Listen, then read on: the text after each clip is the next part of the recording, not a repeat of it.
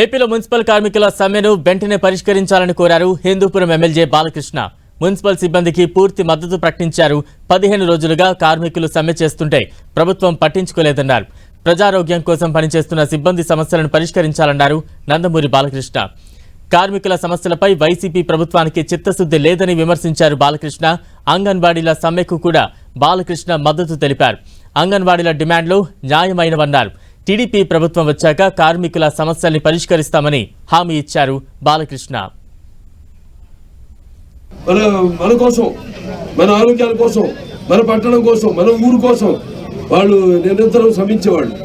అటువంటిది ఇచ్చిన హామీ పెంచుతాము రాగానే ఏదో ఉత్త వాగ్దానాలు చేసి అధికారంలోకి వచ్చి ఇవాళేమో పూర్తిగా వాళ్ళని నిర్లక్ష్యం చేసేసి ఇట్లా రోడ్ల పాలు చేసి వాళ్ళ ఎటువంటి